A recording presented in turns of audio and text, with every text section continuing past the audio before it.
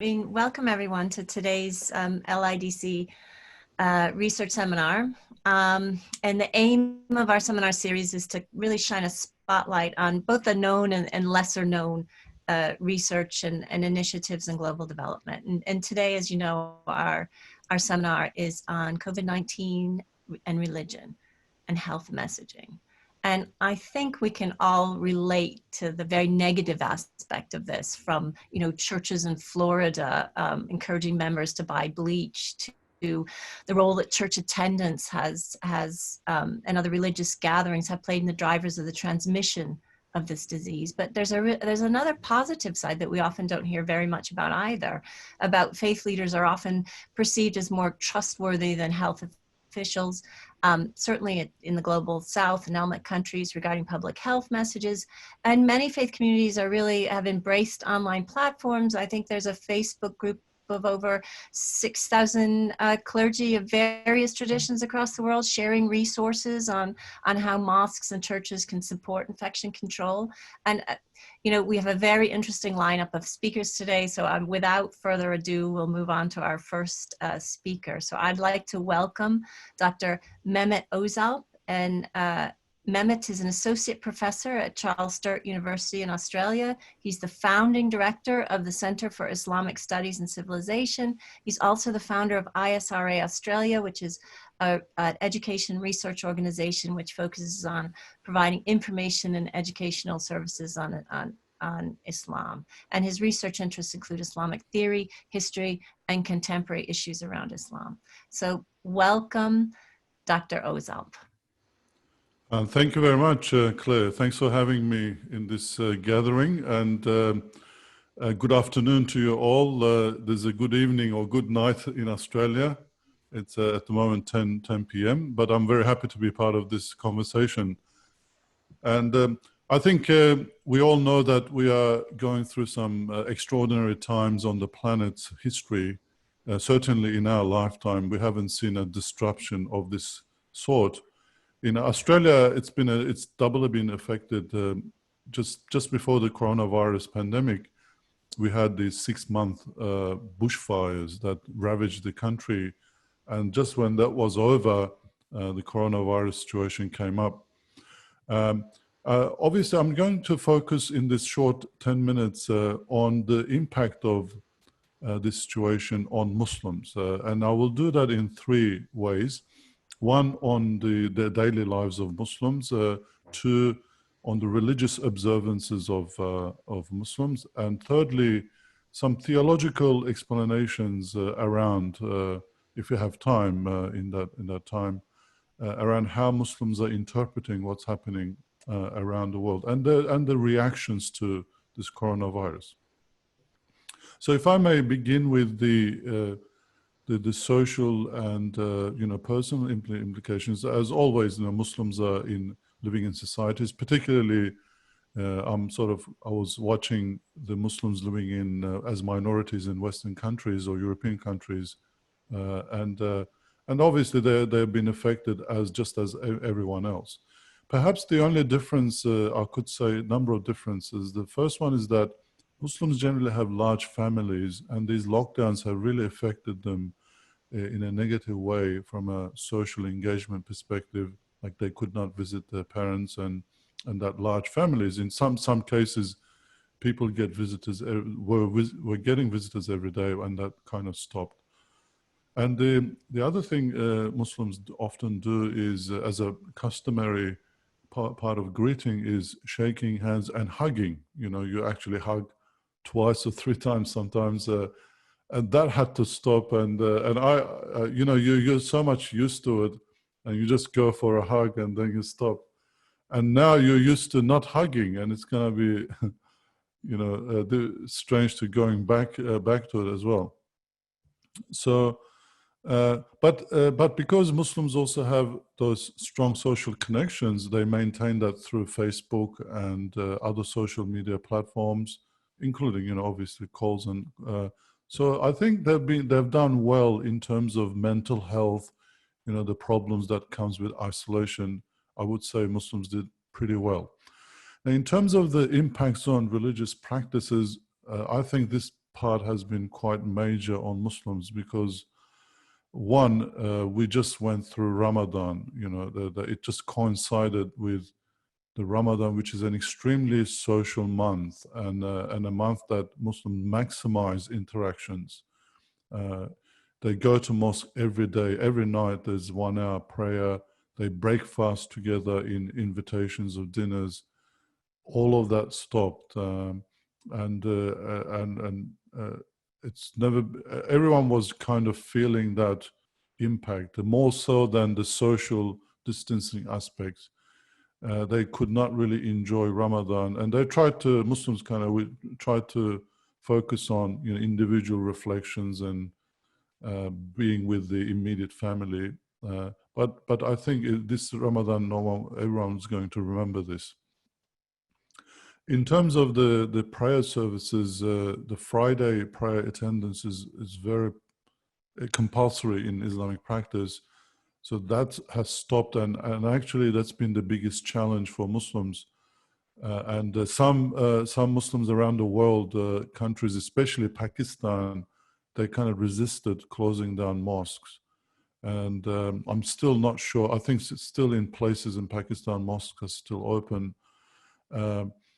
And that's been devastating on mosques and attendance. And instead, our organization, we've done these virtual sermons on Fridays at the Friday prayer time. For about 20 minutes, there was a sermon, and that was really popular. We had a few hundred people attend that each week. But what's really the other thing was the Hajj, or the pilgrimage. Mecca was closed. The visiting of Kaaba was also stopped. And we know that in some points in history, due to warfare or something like that, things like that, the Hajj could not be performed, but never at the scale. I did some digging. There's been pandemics in the past. Mosques have been closed in other parts of the Muslim world. But globally, in the entire planet for this long, it's never happened in the history of Islam. And in times like this, I think Muslims also remember some of the teachings of the religion. Particularly Prophet Muhammad saying that if you happen to be in a pandemic or hear about it, if you're in the city, don't leave it. If you're not in the city, don't enter it. It's kind of that this quarantine and lockdown procedure, that was really, Muslims were just forwarding that hadith to everyone, reminding that. So that made it easier to accept the lockdown, because it was almost part of the religious teachings. And also the Islamic emphasis on cleanliness, especially washing hands, before eating and after eating, going to bathrooms, the ablutions for the daily prayers. Muslims are very clean, at least their hands are clean. And so that was it wasn't a difficult thing to practice as well. So there were the kind of really positive things about Islamic practices, but definitely pilgrimage and the Ramadan was very different. And we still don't know if the main pilgrimage, which will happen towards the end of July, will go ahead or not. Possibly it won't. In terms of reactions to the pandemic, there has been, the majority of Muslims have understood that diseases come and go, and even Prophet Muhammad said there is a cure to every disease. But nevertheless, Muslims kind of understood that it was it originated in China and spread throughout the world because of the travel and interactions between human beings. But a minority of Muslims were influenced by some of the conspiracy theories that were circulating around the world and on social media, particularly those that originate from United States. That vaccinate. This is a conspiracy to vaccinate everybody in the world, and 5G, mobile cell networks were responsible for the spread of the virus. It was. I actually used that video, that argued that in my logic class, so we used it as an example of logical fallacy, and I asked my students to break it down and find the problems with it. That was my attempt to kind of have the reason prevail, but unfortunately, these kind of conspiracy theories are still going ahead and influencing everybody, including Muslims. So maybe I'll just end there. That's my 10 minutes. I'm happy to, go into more detail in the question and answer time. Thank you. Thank you very much. That was fascinating. And our next speaker is Dr. William Aka, and he's a lecturer at the Department of Geography at Birkbeck. He's the current chair of the Transatlantic Roundtable on Religion and Race. He's also a Fulbright Scholar, and his research explores gentrification and its impact on African American church congregations and communities in Pittsburgh versus Black communities in London. Welcome, William. Thank you, Professor Heffernan, and thank you to the LIDC, and in particular, Shireen John, for the invitation to speak on this important subject. So as you have seen from my bio, one of my roles is I am the chair of the Transatlantic Roundtable on Religion and Race, and we principally work with church leaders and community activists across Africa and the African diaspora. So with that in mind, I suppose it would be remiss of me not to speak into and remember Black bodies that have been so savagely brutalized by the police in the United States, Black bodies that have been disproportionately impacted by COVID in the US and in the UK and in Brazil, and Black bodies that in general have been systematically marginalized from political, policy, social, and economic processes.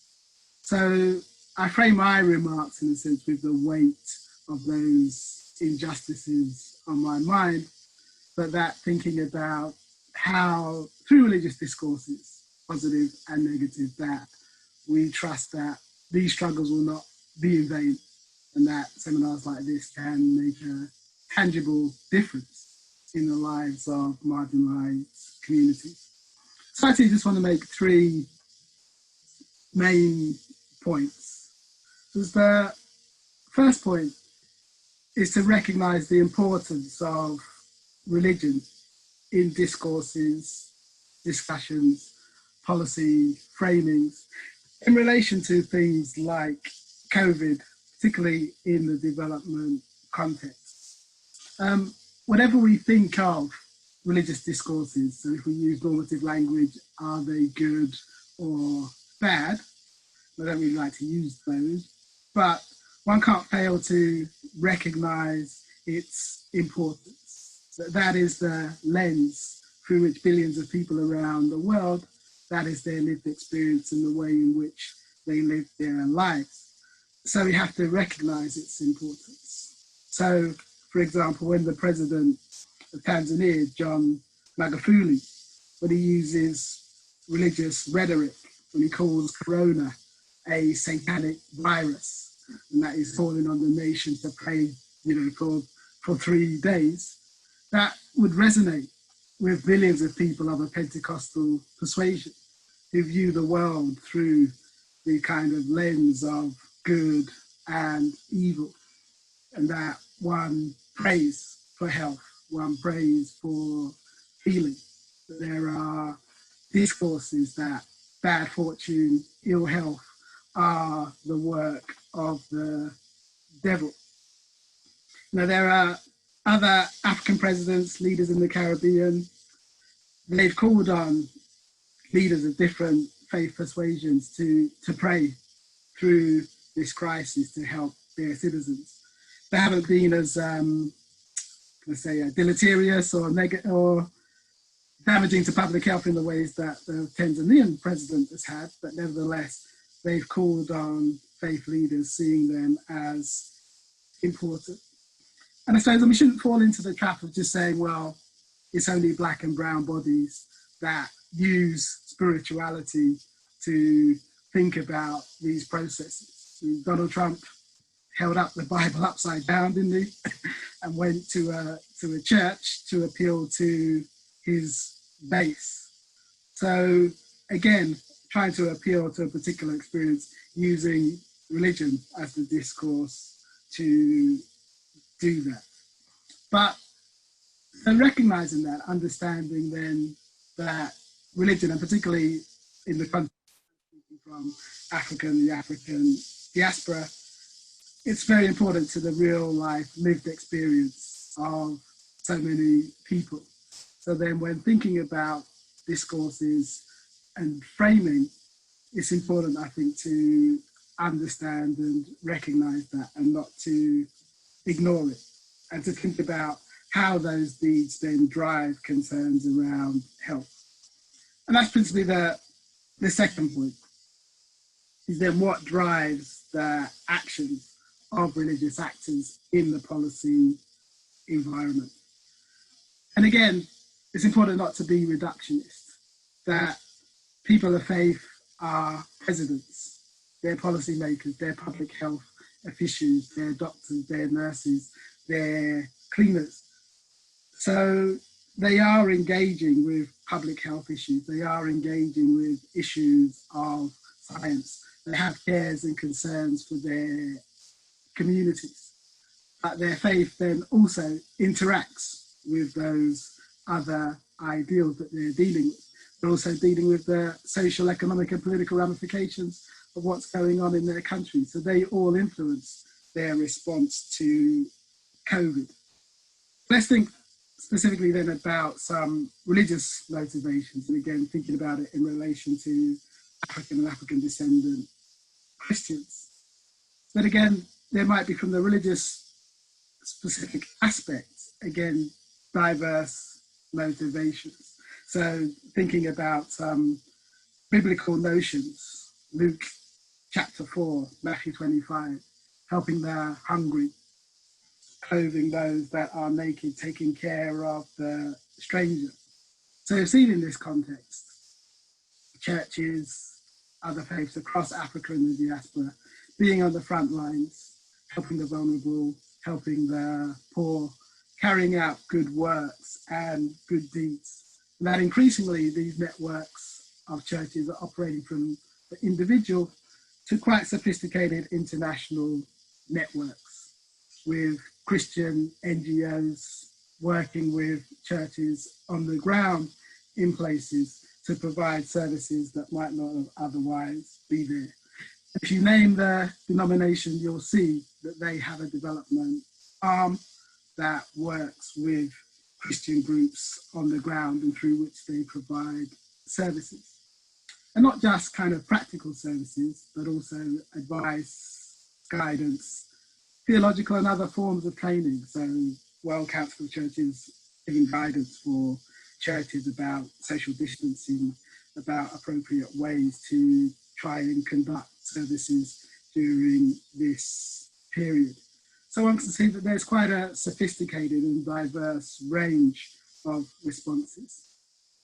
But like Professor Olzat mentioned, on the other hand, also in Christian communities, we've seen quite a lot of coronavirus conspiracy theories, and that these also move across international networks. So again, theological readings that claim that the virus is part of lasting pestilences and plagues that will come upon the earth.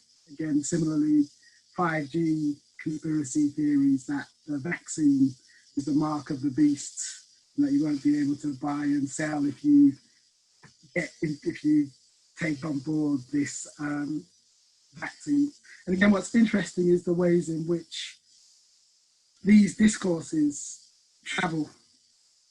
So social media then becomes a very powerful tool by which these messages then get translated across the globe, both out of Africa into diaspora, where prominent evangelicals with global followings will spread these conspiracy theories, and then also US evangelicals, their messages then go the other way influencing ideas. And then the issue becomes that these networks, although open and global in some senses, are quite closed, because then the information doesn't get fact checked, and then people are prone to being deceived by misinformation.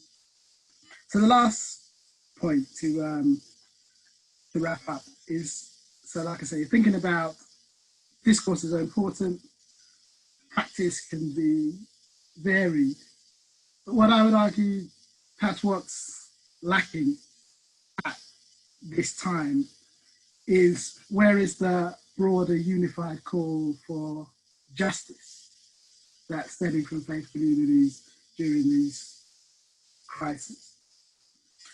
Faith institutions are some of the largest, or probably the largest combined, would be the largest civil society organizations in many developing countries. So their voice, their influence is immense. But the challenge is, why are they not speaking up on behalf of marginalized black and brown bodies?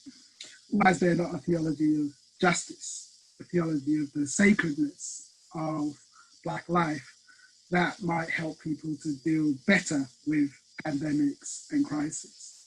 You know, is it the colonial roots of some traditions, the otherworldly discourses of others, the instrumental nature of religion as business or charity?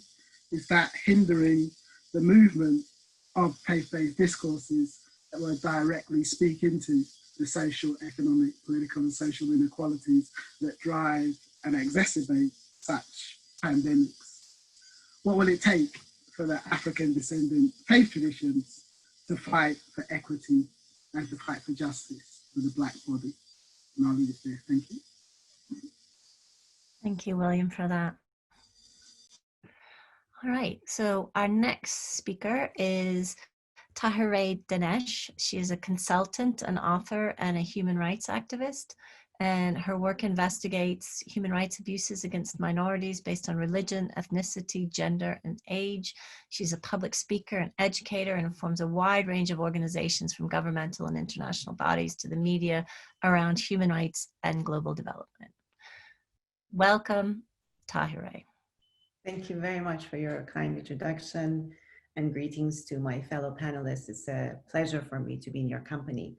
I've decided that my 10 minutes will be focused not necessarily on speaking about a specific faith community and their approach, but rather, instead of othering communities, address shared themes that are ingredients for us to advance our learning and knowledge based on what we've been through over the past few months, in order to better prepare us and enable us to actually address any kind of challenge that may come beyond this particular pandemic, because we know this is not going to be the end of it.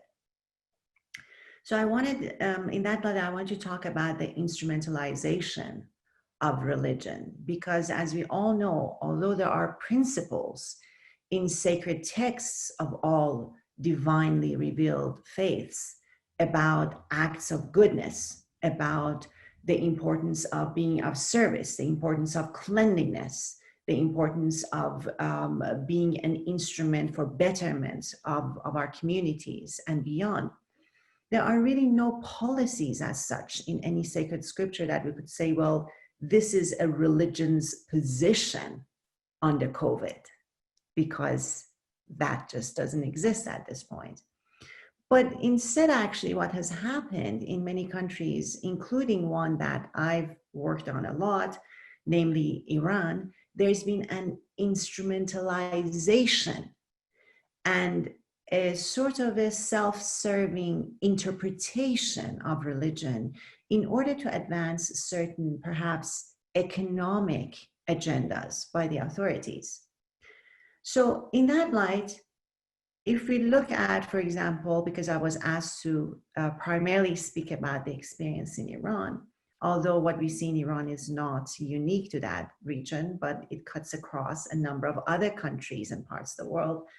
But what we see in Iran happen is that we see the emergence of this pandemic We see the denial of the state authorities with regard to this development. And then we see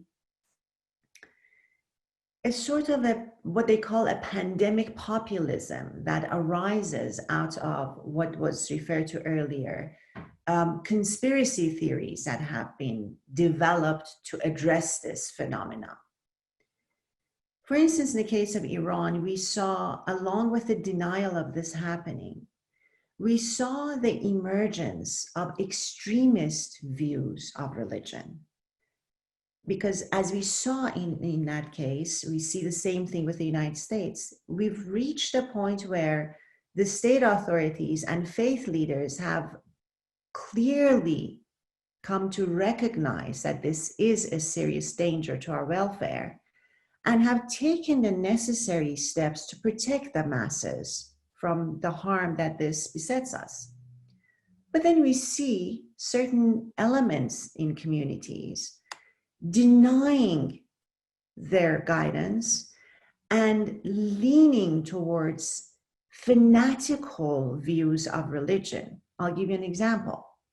In the case of Iran, the authorities wanted to suspend Friday congregational prayers, and they wanted to shut down certain shrines and holy places. The fanatical elements then, in response, did a number of things that were highly questionable. For instance, there is a video clip that went viral of an individual going to a sacred shrine in one of the cities in Iran and licking the shrine itself in order to prove that this was wrong and in fact, religion has the power to protect you.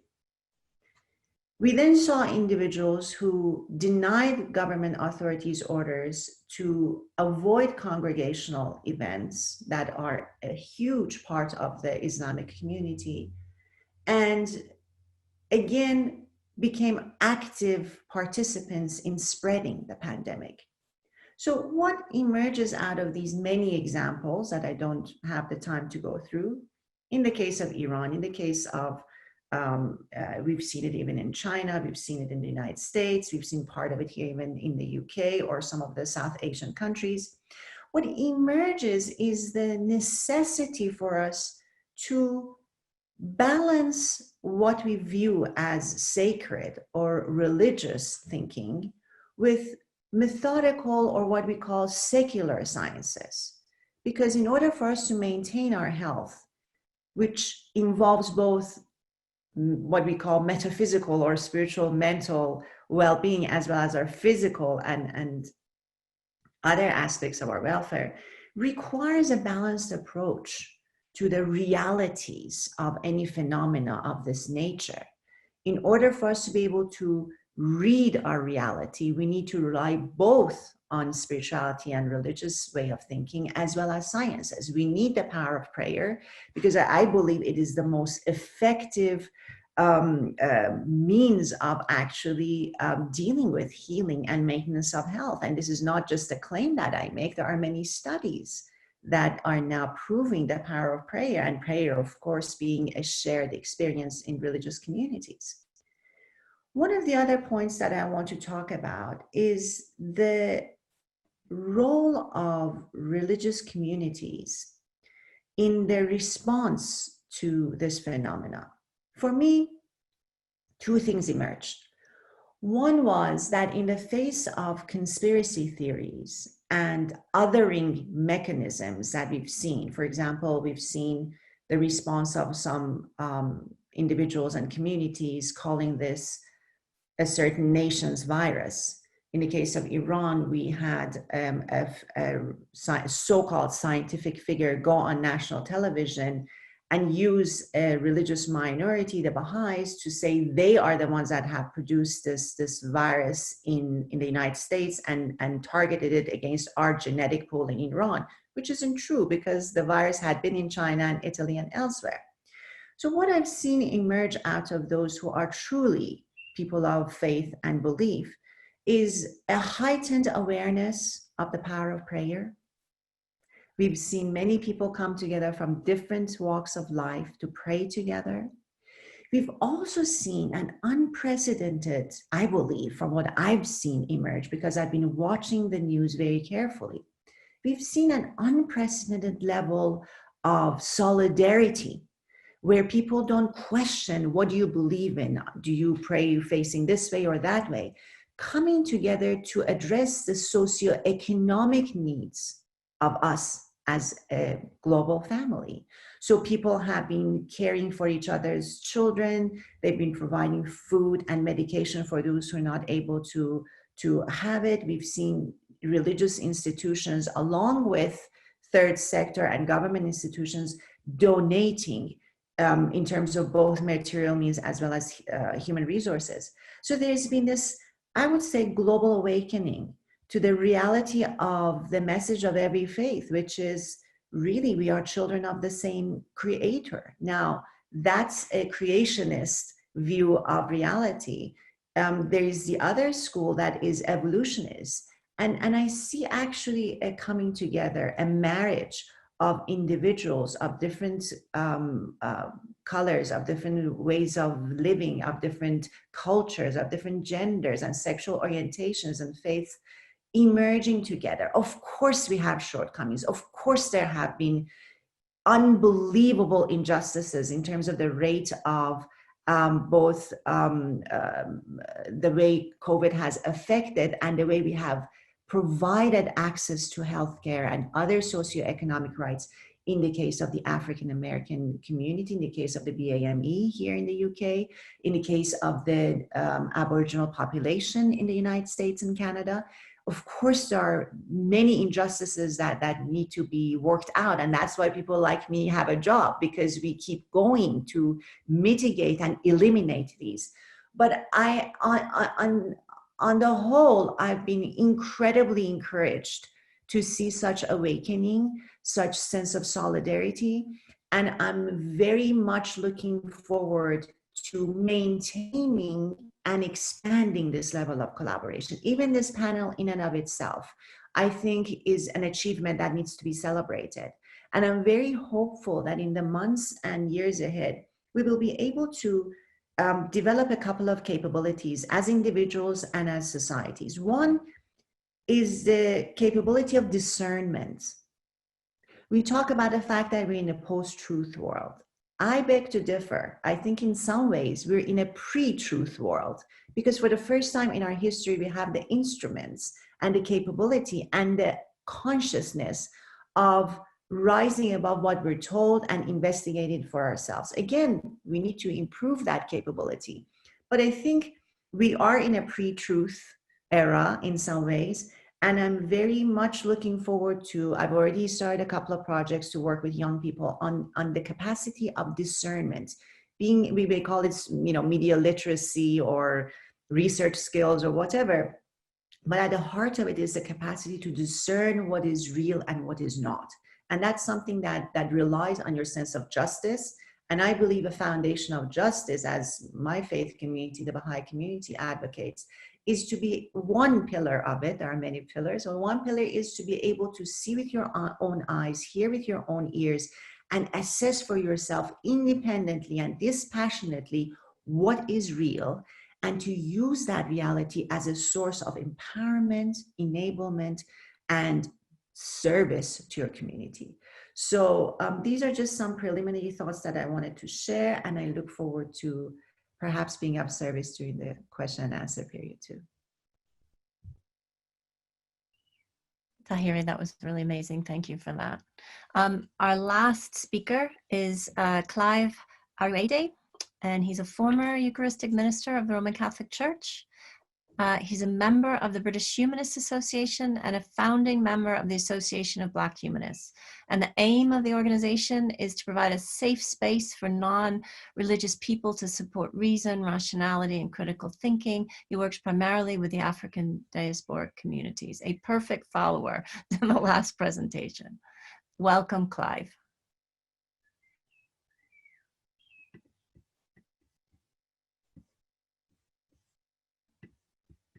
And I'm pretty sure, There we go. Can you hear me? Perfect. Thank you very much, Professor Efferman, and thanks to LIDC for allowing me to be on this panel. And I must say I've learned a lot from my fellow panelists. They're all very, very enlightening, and well, I hope I'll be able to shed light on one or two things as well during my talk. Of course, we must acknowledge what's happening in America and affirm that Black Lives Matter, but I'm not going to dwell on that. That's for another day, another time. So I'll just talk about how religion has impacted on health messaging around COVID-19. And I'm from Nigeria, so my talk will be based on Nigeria because I'm just more familiar with my own country, although what I have to say probably applies to most of Africa. But if we think for a moment about the UK, religion has very little influence on COVID-19 policy. So why would Nigeria be any different?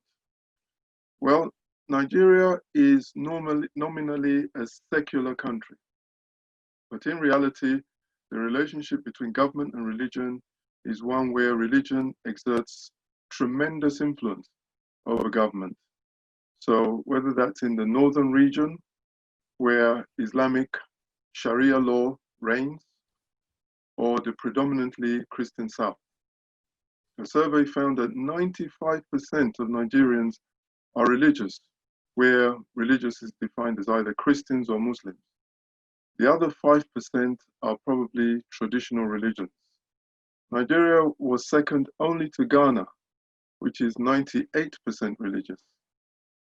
As a result, religion permeates every facet of life in Nigeria, and government is no exception. Government service provision in Nigeria is patchy at best, leaving gaps like a vacuum or partial vacuum in its coverage.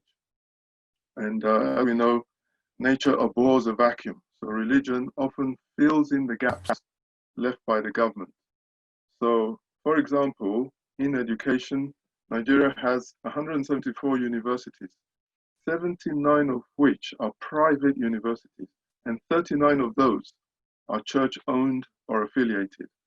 A further 15 universities are in the pipeline awaiting approval, all church universities.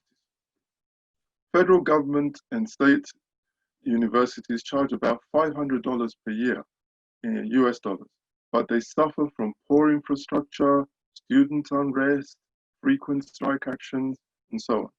The faith-based universities who do not suffer any of these problems charge about $2,500 per year. So parents who can afford the bills send their children to church-owned universities. When it comes to health, Nigeria's 4,400 church-based health centers and hospitals provide up to 40% of primary and secondary health services. The Nigerian Health Minister, Professor Adewale, claims that the ratio of 2 doctors to 10,000 people in Nigeria is better than other African countries, whereas the World Health Organization regards countries with less than 10 doctors per 10,000 people to have an insufficient number of medical personnel. Despite this shortage of doctors, 40% of medical doctors in Nigeria are out of work, and many doctors are leaving the country. In Nigeria, because religion is the new way to gain quick wealth, more churches and mosques are opened than hospitals. The health of many Nigerians is increasingly dependent on pastors, gods, and miraculous healing. When it comes to the economy, in Nigeria, youth unemployment, with no jobs at all, added to the underemployed who work 20 hours a week or less, stands at about 55%. Graduates from universities face difficulties getting work, and because young people who did not go to university are not receiving vocational training, they're not able to enter the job market. Churches, for example, by way of contrast, offer a secure livelihood as pastors and church workers, plus the prestige of being regarded as an important person in the community if you're a pastor. So churches are increasingly an attractive proposition for a young person looking for work.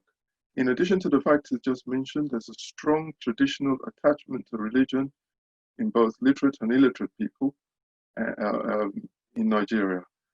Day-to-day life in Nigeria is precarious, like a candle in the wind. When you deal with powerlessness on a daily basis, you begin to see comfort, consolation, and hope in pastors, gods, and superstition. So therefore, we can clearly see that religion is a very powerful force in Nigerian life. However, as they say, with great power comes great responsibility. The northern region in Nigeria accounts for 54% of reported cases of COVID-19 and 70% of fresh infections.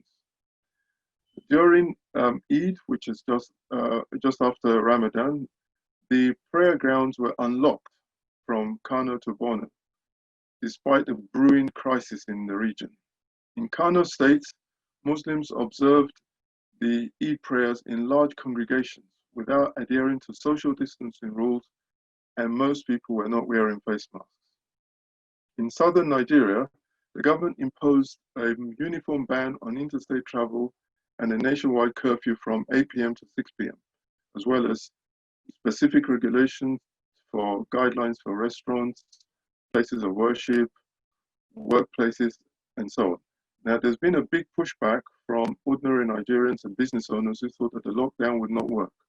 But the biggest resistance came from religious leaders, especially Pentecostal church leaders who argued that the lockdown was damaging the church economy. Although some church leaders, such as Pastor Enoch Adebayo of the Redeemed Christian Church of God, have given responsible advice, many pastors have not. People such as Bishop David Oyedepo, the founder of Living Faith Church and one of the largest mega churches in Nigeria, and who built the largest church building on the African continent with a capacity of 50,000 people, and his compatriot, Paul Eneche, who founded the Dunamis International Gospel Church, who plans to surpass Oyedepo's effort and is building a 100,000 person auditorium, which is believed to be the largest in the world. These religious leaders are agitating for the reopening of churches. Bishop Oyedepo uses his services and prayer sessions, which are now online, mostly to voice demands for the reopening of churches. Oyedepo calls the shutdown an attempt to cripple Christianity, saying, "The church is God's banquet hall, where we are fed with spiritual food to keep us alive and strong. So whatever stops the church from fellowshipping is out to destroy what God is building. There must be a devil behind it. It's not a virus, it's a demon. There's a demon at work behind the scenes." End quote.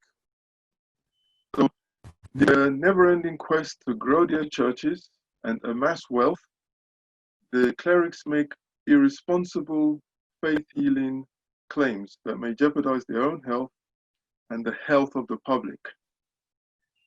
A Cameroonian faith healer, Prophet Franklin Ndefo, who founded the Kingship International Ministries Church, died a few weeks ago. He was laying hands on those with confirmed cases of COVID-19, claiming he could heal them. In Port Harcourt, Nigeria, a pastor has also died in similar circumstances to those of Prophet Ndefo.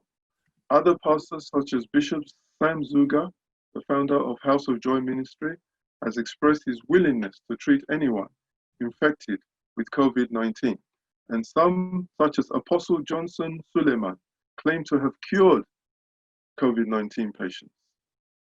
Traditional religion adherents declared that they were currently working on herbal solutions for the prevention and cure of COVID-19. And their advice is people should squeeze wild lettuce, bitter leaf inside palm wine and drink responsibly.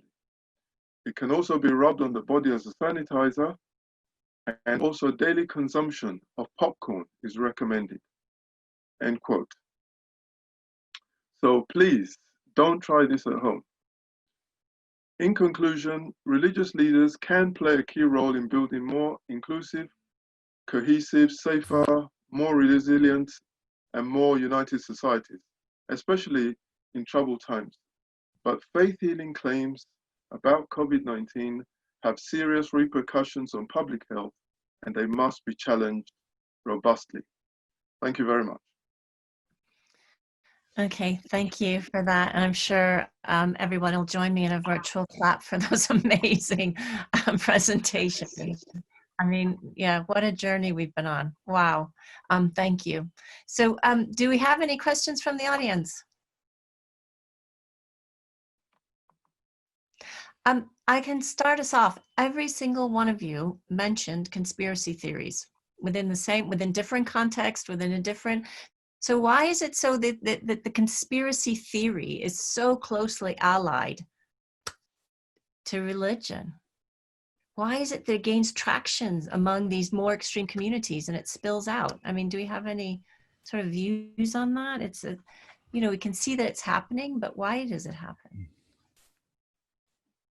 Maybe I can just respond. I don't think it's closely allied to religion. It's a problem with human beings. It's just that when a certain religious group or leader takes that on, they have a better access to people and to disseminate that kind of information or ideas, and that because of the trust in those people that the congregations have, they can, without critically looking at it, accept it more readily. But you wouldn't, if you look at online, I checked other platforms which are not religious, and some of them are atheistic. It's even, you could say it's equally spread, this kind of conspiracy theories. The reason is that people need to explain things, and they find they don't have access to information, and they don't have the skills to really explain, analyze things properly, and they just look for simple explanations that, or like a meta explanation that can explain everything aspect about this. They don't have to explain this, that, or this part differently. It's a beautiful conspiracy theory, gives a fantastic, explanation that explains everything in a way. So it's simple. And also there is a big, at this point in time, or at some segments in the population, the idea that the world is run by Illuminati or some sort of a dark forces out there, and therefore, so if somebody explains anything with those dark forces, they already believe that. So by linking it to that particular explanation, people find it easier to, understand things, I guess.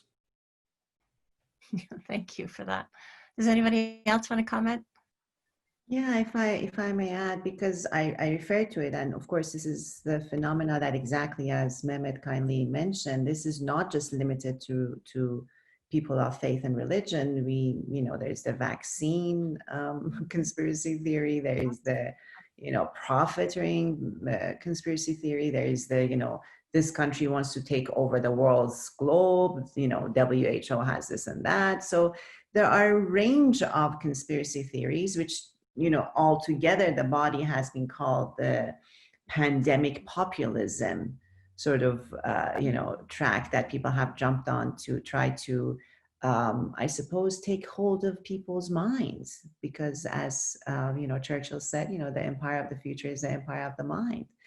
So what I have seen evolve over the past, I would say, decade, really, as we've struggled with this notion of, what is truth, what is not truth, are we able to access reality or not, is that we see a huge interest in wanting certainty.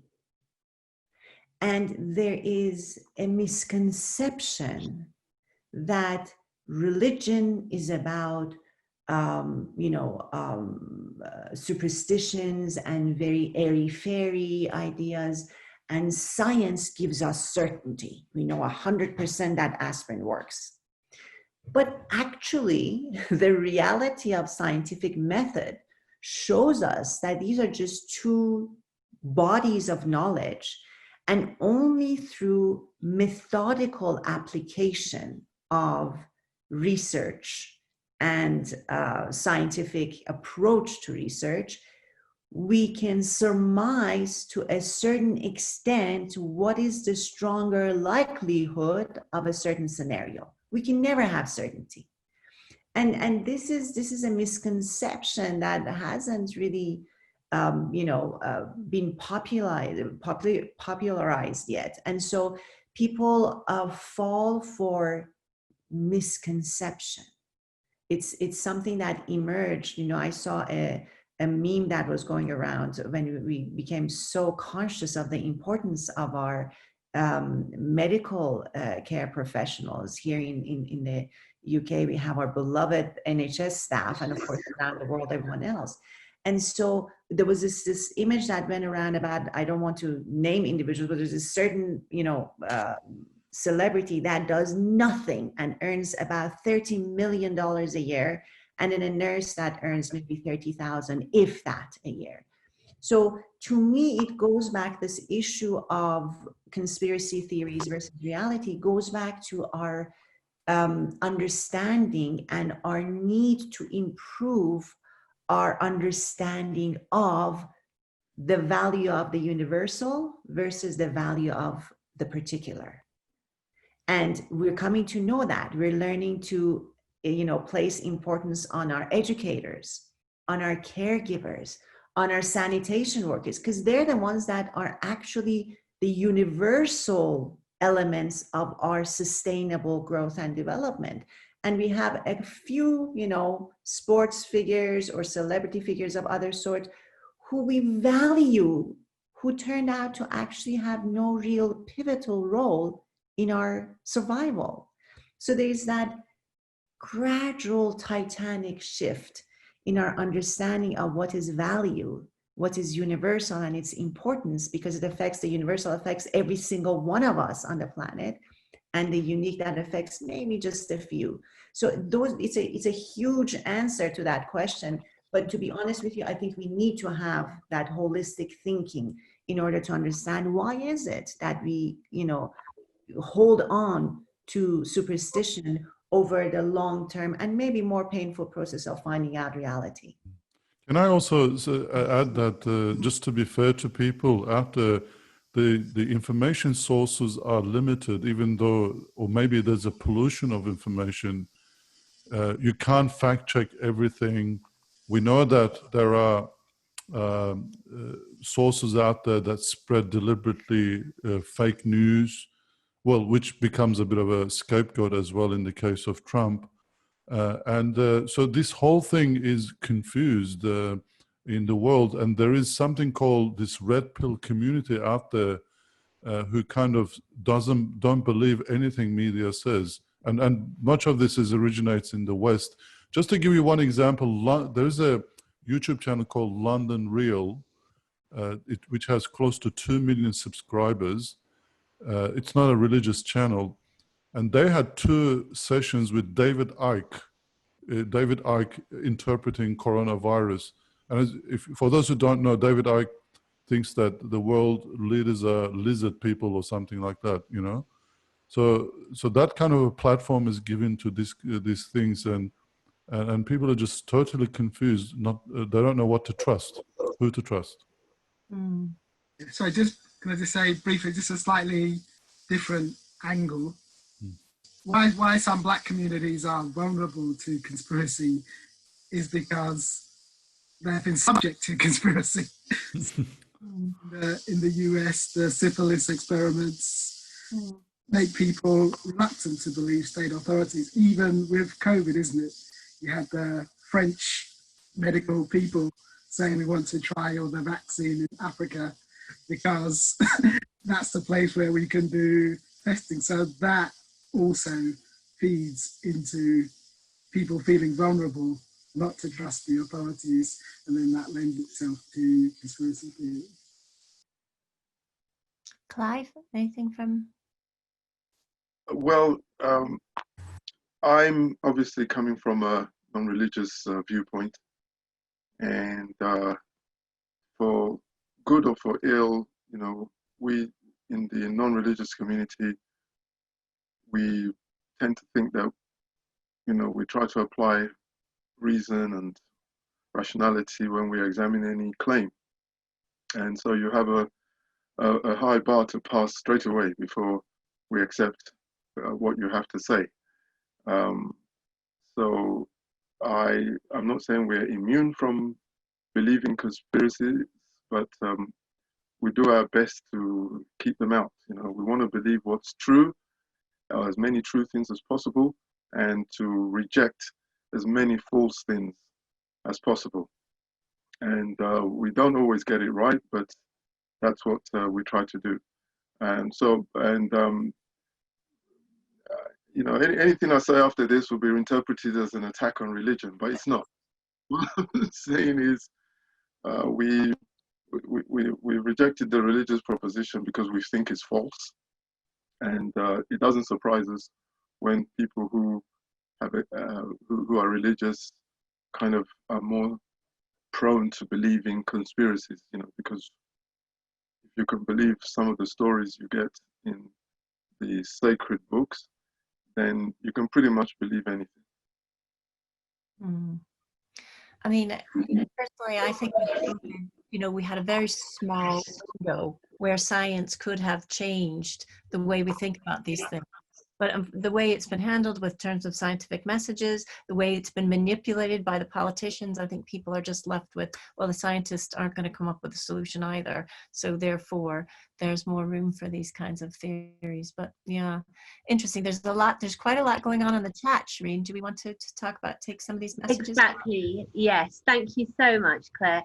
Before I pass you over to the questioners who are waiting, we have been asked to pass on thanks, congratulations and solidarity by Wendy Beauvais to the panel. We have questions from Steve Miller, Harry Devcotter, Marco Kerak, in that order. And then there's a comment from Rachel from Science Made Simple. So if you'd like to start with Steve Miller. Steve, could you unmute yourself and ask your question, please? Hi, I'm Steve Miller from London Borough's Faiths Network and the Faith-Based Regeneration Network UK. Both a bit of a mouthful, I apologise for that. But we're both networking organisations, what we sound like, bringing activists and practitioners, grassroots activists and practitioners across the UK together. So I did say comments rather than questions, and I'll try and be quick. I think the question about certainty and the search for certainty, I think, is very important. There's still people want to find certainty, but I think what we know is that those, I would say, I come from a Jewish background, those who offer, religious leaders who offer certainties are probably misleading people. And that's a broad generalization, but I haven't got a lot of time. And I think the same is true of scientists. And we know that scientists are also grappling with just as much uncertainty. I think we should be helping people think critically, you know, again, in a nutshell.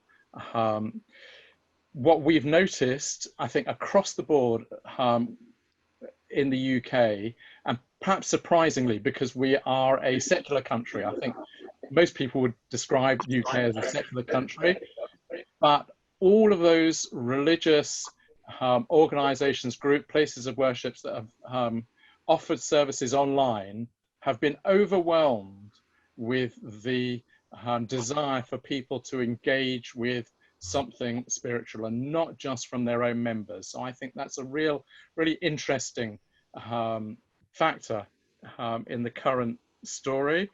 Our particular connection with people is bringing people across different traditions. So I think it's interesting, people talking from a single tradition, but we're connecting people across traditions, don't always see eye to eye. So for example, you know, do we want to open up places of worship for individual prayer? Well, that really only works for certain kinds of Christian, not really for other people. So yeah, there are different issues, but because we're talking to each other, we've definitely been able to counter some of these really damaging false stories and rumors, because I think the voice of several different traditions together has a certain authority. And we have, my last and possibly most important thing I want to share is that we're working practically together and separately to support people who have all kinds of needs, economic needs, social, emotional needs, which the faith communities on the ground across the UK are doing amazing work. And another time I would talk more about it. But it's the practical stuff as well as the messaging and the spiritual stuff that we've been talking about. Thank you. Oh, thank you very much for that. Is there any comments from our speakers, if you'd like to add to that? Or I just want to add that again, really people across a range of belief systems, be they, what we call sacred or secular, it doesn't matter. I think, again, as I mentioned earlier, there's been this real awakening to the need to be a source of social good. And I always say that, COVID has acted as an incubator for individuals because we've been locked away in our homes and we've had to reflect a lot on what's happening around us and how it's impacting us and actually how fragile life is. I've lost almost 20 people I know to this horrible thing. And some of them are very young and far too wonderful to lose. And so as we've gone through this incubation in our own spaces, through lockdown and everything else, for those of us who've had the luxury of having a home, who've had the luxury of staying in and still being able to eat and survive, it's really been interesting for us to question our values from whatever angle we approach them. And I think as a society, COVID has also sort of served as an accelerator for us to come face to face with some realities, whether they're valid or not. There's been a lot of goodness that has emerged. We've seen the rise of the use of tech. We've seen the burgeoning of civil society. We've seen the burgeoning of access to education. It's been unbelievable on some fronts. And then we've seen these horrific things like, as we mentioned, conspiracy theories and abuses and placing economic interest before anything else, be it by businesses, be it by politicians or religious leaders, it doesn't matter. So it's really accelerated that process of us coming face to face with where we stand and the choices we need to make in order to bank on the opportunities that lie ahead rather than falling for the challenges that may divide us further and diminish our ability to move forward. very well stated. Thank you for that. Do we have any other comments? Questions? Yeah, we do. We had a contribution from Hari Devkota, a comment that he wanted to make. Hari, would you like to unmute yourself and make your comment? And following Hari, we have Marco Kerak and Wayne M. Before we move to Hari, could I just quickly remind people that we have limited time? So it would be great if you could keep your contributions as succinct as possible, if you don't mind. Thank you. Over to you, Hari.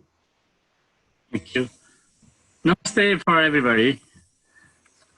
I would like to share one of the news in India due to this impact of religion on the COVID-19.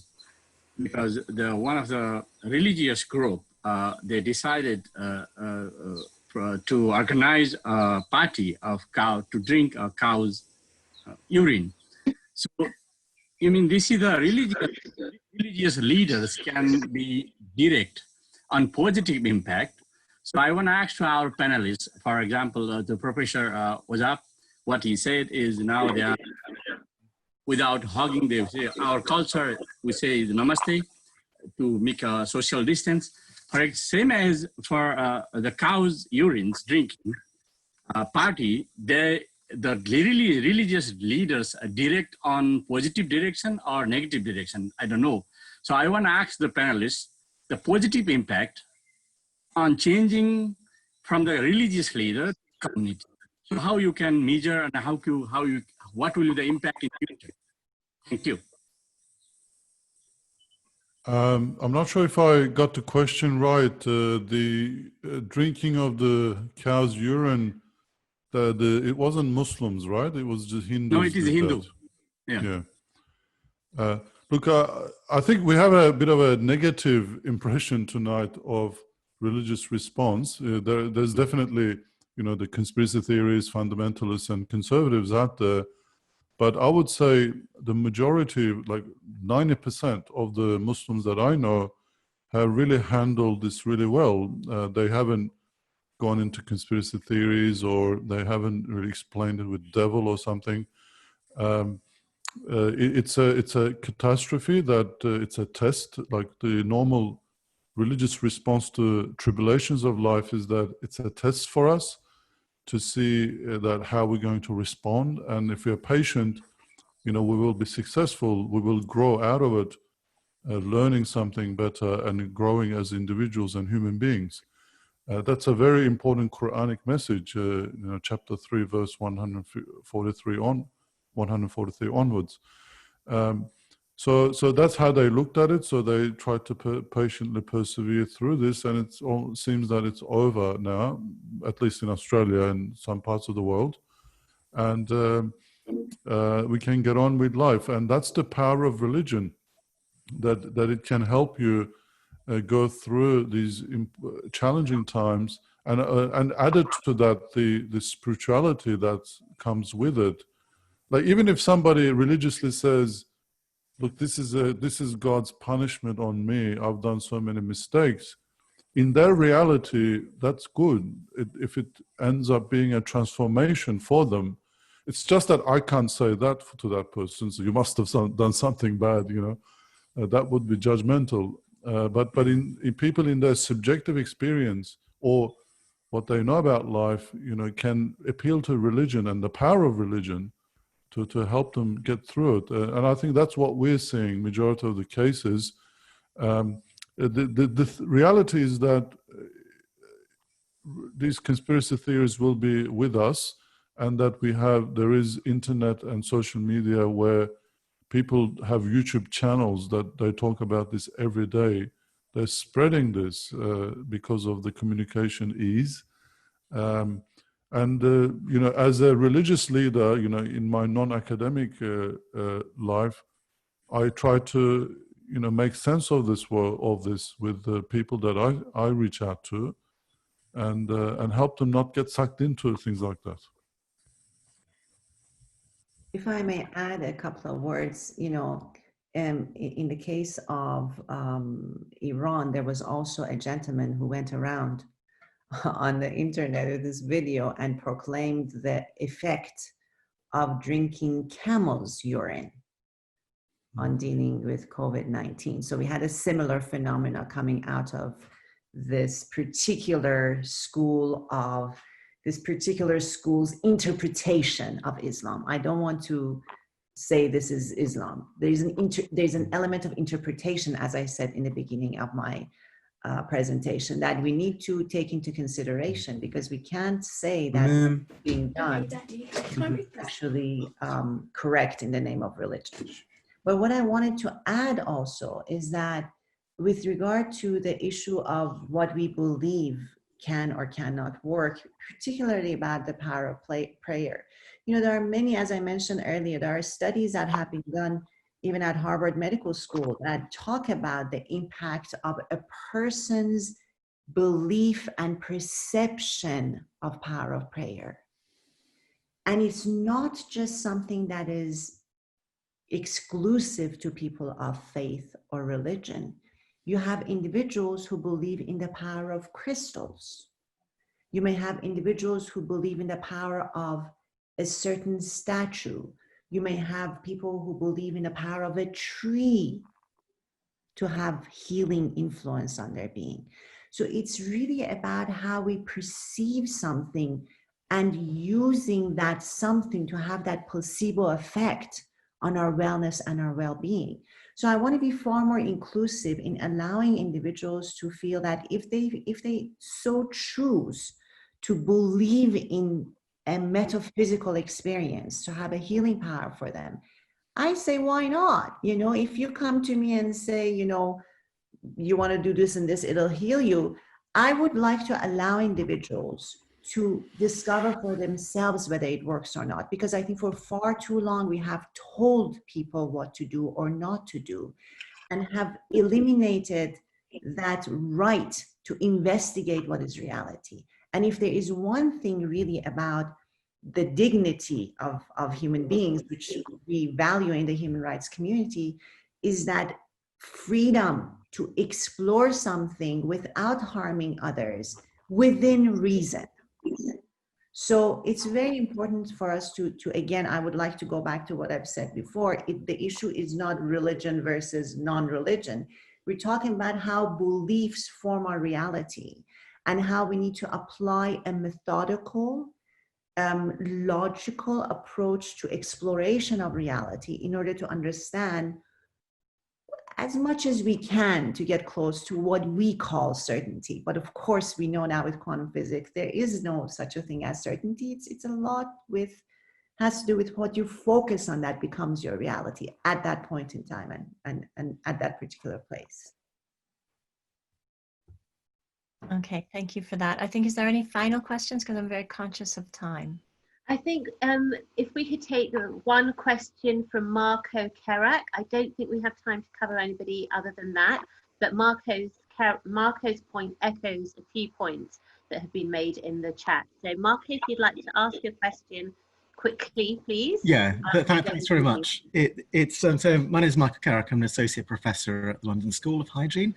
Yeah, just if the panel could say a bit more about the positive role of religions and any examples of good practice that you've seen, that you've observed. And I think thinking particularly about in encouraging faithful congregations to abide by regulations. You know, we've seen that just recently how national governments who have nothing to do with faith are doing everything they can not to be followed.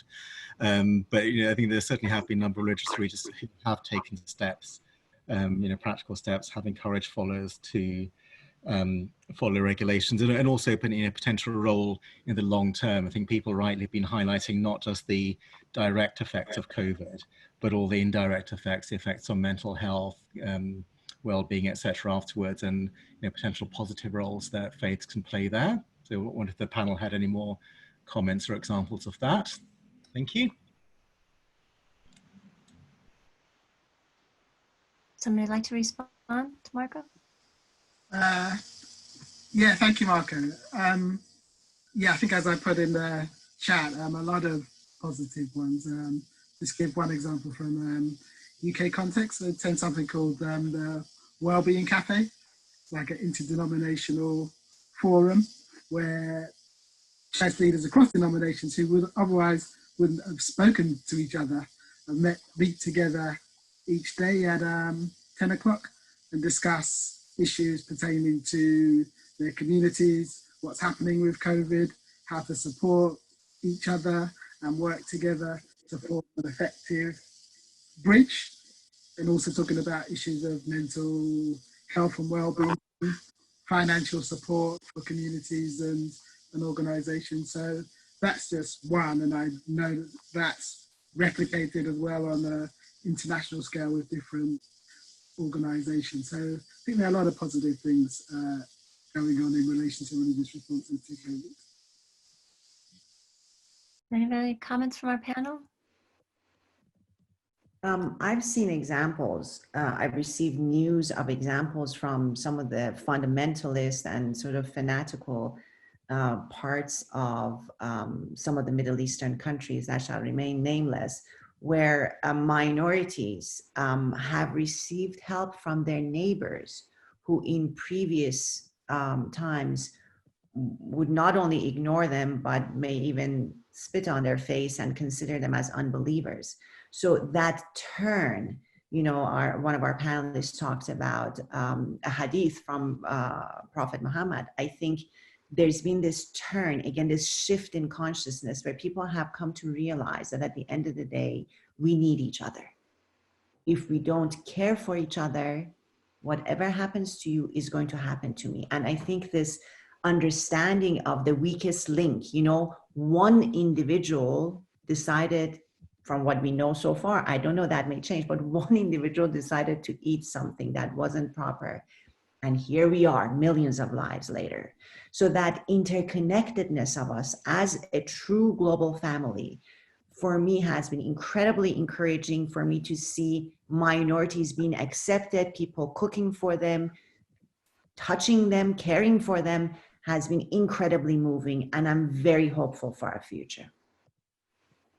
Just one very quick example that I know, a woman came to my attention, a Muslim woman who spent 2 hours every day calling lonely people, that people who don't have relatives, or if she found out, and she would call them and say, how are you, and things like that. So there's been a lot of those heroes of compassion out there. All right, thank you very much. And I'm sure our audience will join me in a virtual clap for our phenomenal panel. Thank you very much for your talks today. I mean, as per usual with our LID seminars, we start out with a very simple premise, COVID and religion, and you have taken us on this incredible journey. We've crossed between the interaction between faith, society, and the economy, portrayals of disease in the Quran and the Bible, post-truth, pre-truth, discernment, what is real, what is sacred, and this notion, changing notions of who is sacred. So thank you for that, William. And we're leaving us on this very strong notion that we're all interconnected. So thank you for that. Thanks to our panelists. This is being, I think Shireen has put something out about a follow-ups that we're doing at LIDC. And I'm really grateful for everyone's time today. Thank you very much. We're now going to end the meeting for all.